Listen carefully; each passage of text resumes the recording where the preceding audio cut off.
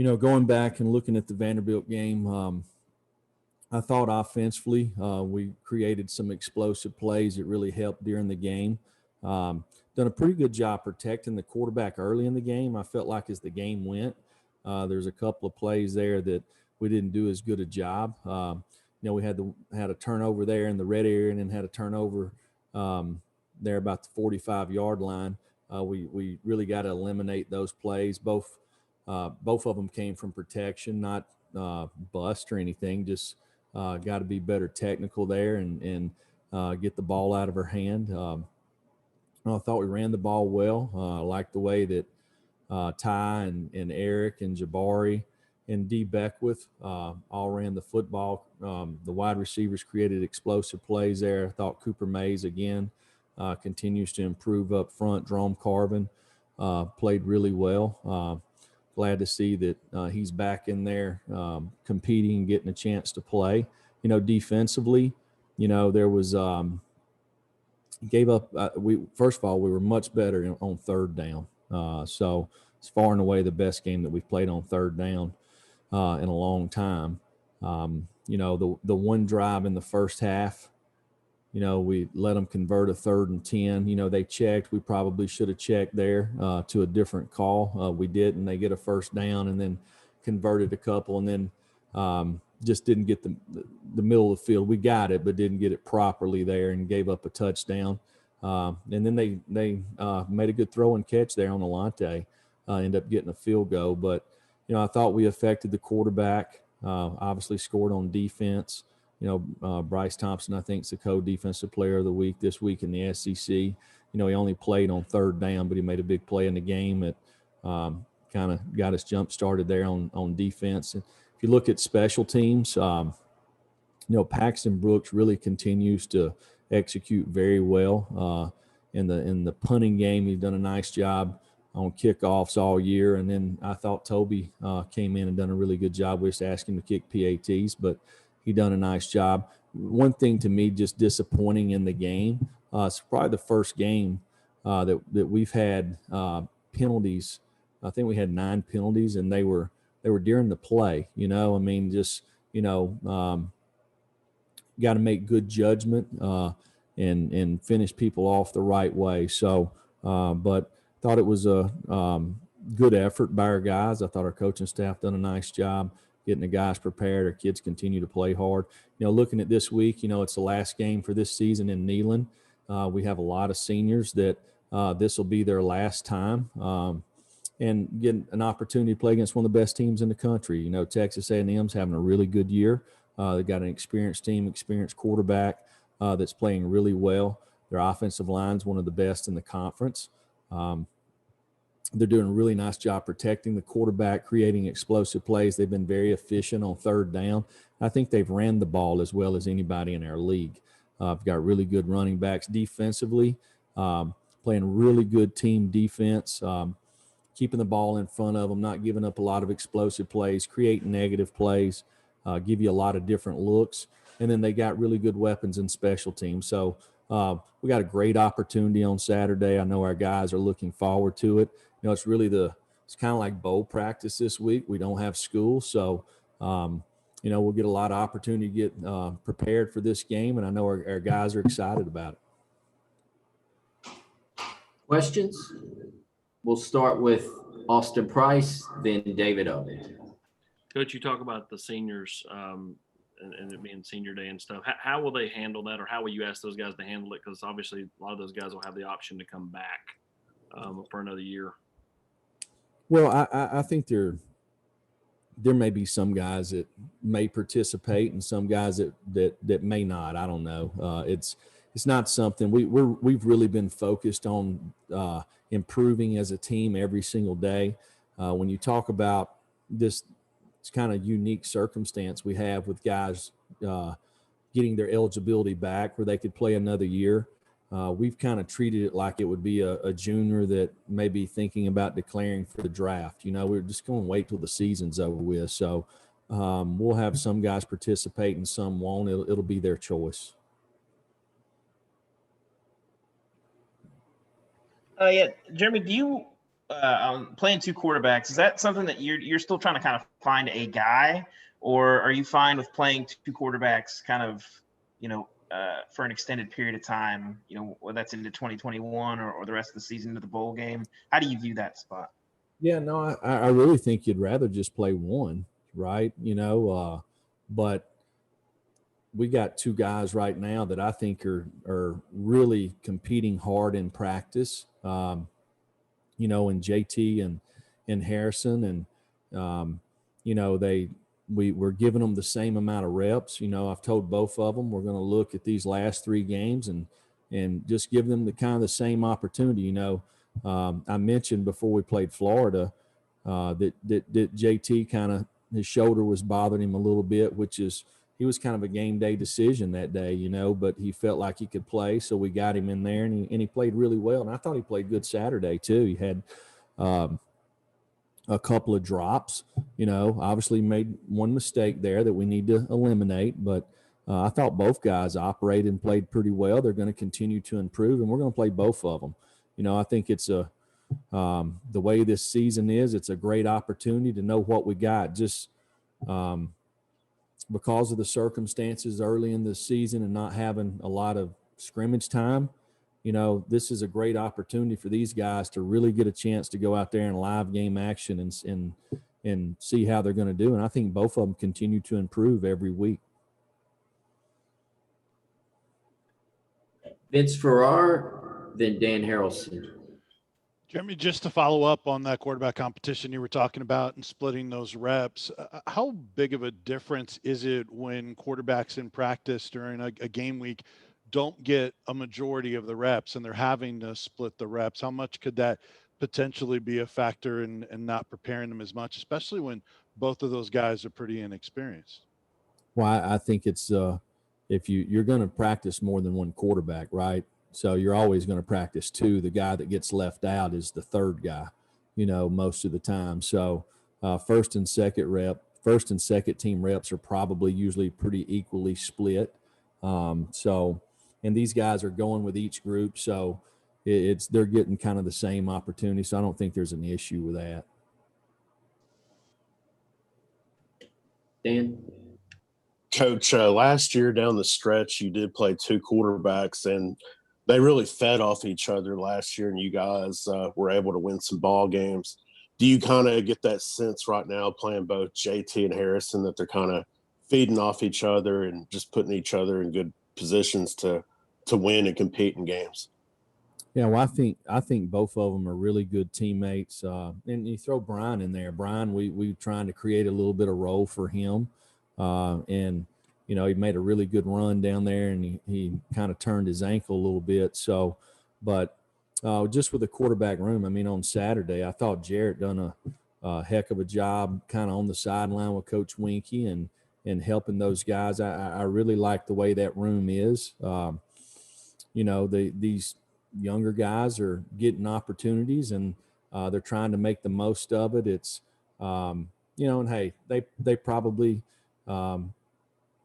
make mistakes that a lot of people don't see, but they're learning from it. They're gaining confidence. The game is going to slow down for them the more they play. So it's good to see both of these guys get a chance to go out there and improve each week.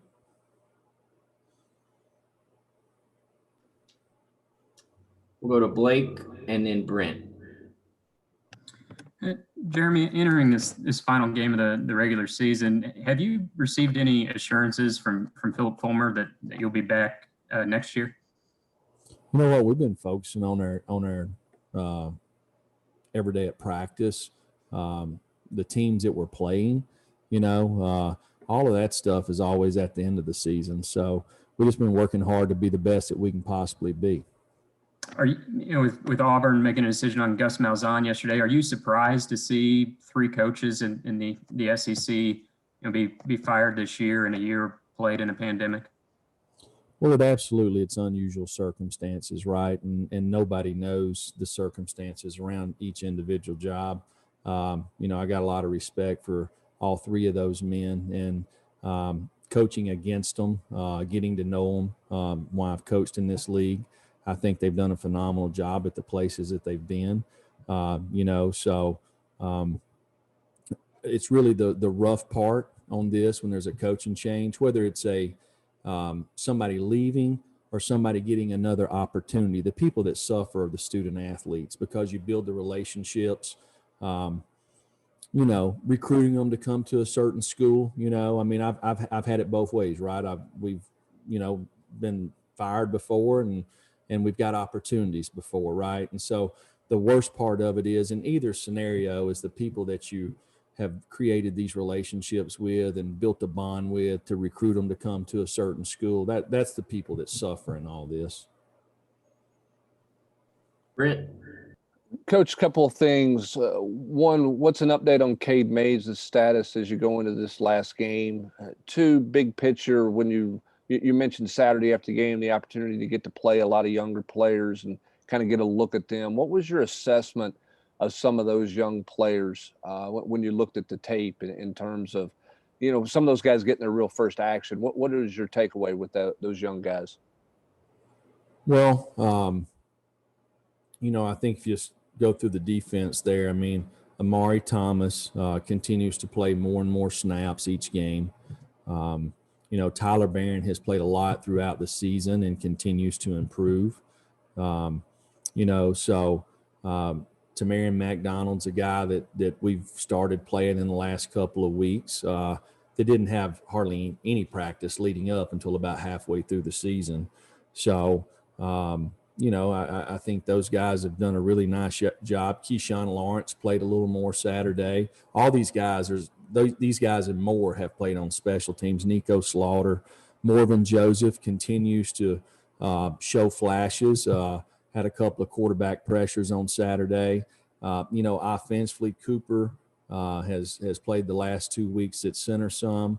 The wide receivers, whether it's Jimmy Callaway or Jalen Hyde or Jimmy Holiday, who couldn't make the trip Saturday.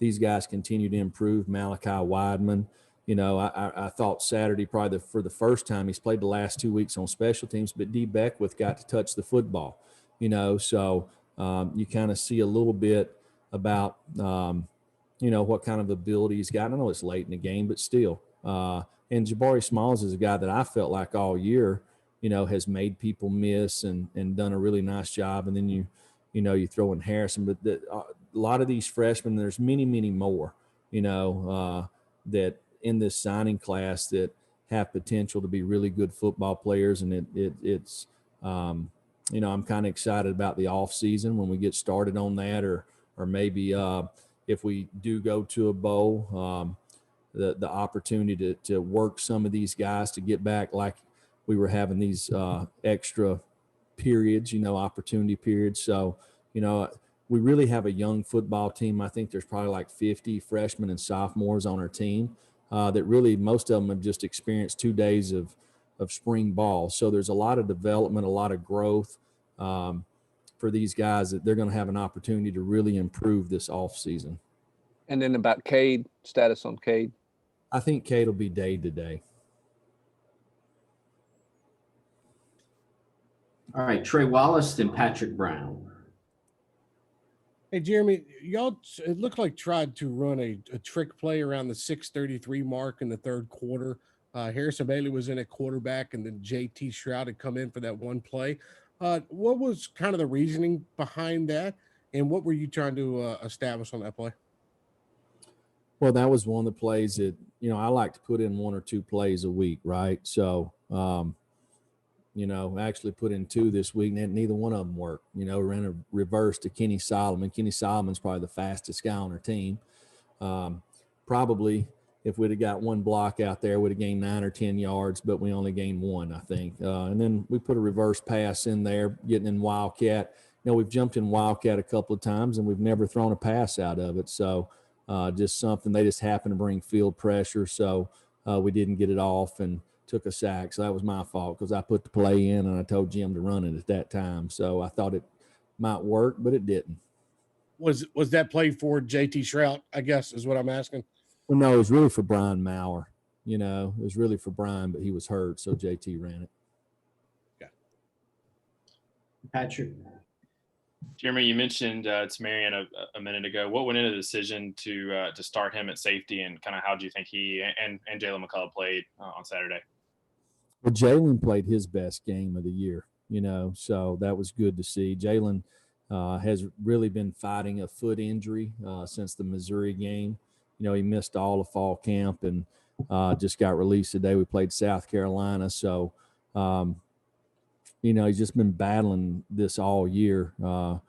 But it was good to see him. He played well. Tamarian has been playing some in third down during the games in our dime rabbit package, and playing on special teams. So we really like the combination of both of those guys, and feel like they both have a chance to be really good players for us. We'll go to Gustavo. Coach, you said there's this Saturday is going to be a great opportunity to play, and Texas A&M is involved in the college football playoff run. Does this affect you guys? This game seemed like a playoff game, especially for Texas A&M. Does this affect you guys in some sort of way, especially psychologically? Well, I don't think it's going to affect us psychologically. I think we're playing against a good football team that's very well coached, and it's a great opportunity. We played against a bunch of good football teams this year. So it's the last game in Neyland. I know our kids are excited about playing at home again. So it's a great opportunity. Back to Brent Hubbs. Coach, you mentioned Texas A&M's ability to run the football. Your defense has been good against the run the last 2 weeks. What does A&M do well running the football? Is it a schematic thing, or what do you really like about their run game, and what's the challenge for your front seven against their rushing attack? Well, to start, their quarterback is very athletic. He's probably not ran it as much this year as I've seen him run it in the past, but he's a guy that's obviously a threat with his feet. They've got really big backs. They don't go down easy. They're big up front. They have a lot of experience. They have one of the best tight ends in the conference, whether it's playing in the run game or the throw game. He's a really talented young man. They play multiple backs. They wear on teams as the game goes, and they're committed to being a physical football team. Go back to Blake, then Patrick. Jeremy, you'd mentioned D. Beckwith. What do you feel like his future is for you in this program? And do you like what he brings at running back? Could he be someone you look to move around more in the offseason? No, I like him at running back. It's when we recruited him, we didn't know exactly where we would play him. We just knew we wanted him on our team. This guy has a lot of versatility. We started him off at wide receiver, but when he got here, he was a lot bigger than he was when we signed him. So he's a guy that continues to grow and develop, and but he's really good with the ball in his hand. So just putting him back there at running back and trying to create a home for him, I think has been really good for him. And I know Coach Graham is excited about him and some of the other younger backs. So I feel like that's where he'll be. Jeremy, you touched on this before with Bryce. He's kind of lined up at safety and lined up inside and in your dime package on third down. Do you think that maybe is a position you guys might be looking at him more? I don't want to say permanently, but maybe moving him inside more on a more regular basis next season, or do you want to keep him outside? No, I just think he's a guy that can play multiple spots. You would like to sign guys that can play multiple spots. It's easier to create depth and keep your best players on the field. So Bryce is a guy that can do that. Other questions? All right. Thank y'all very much.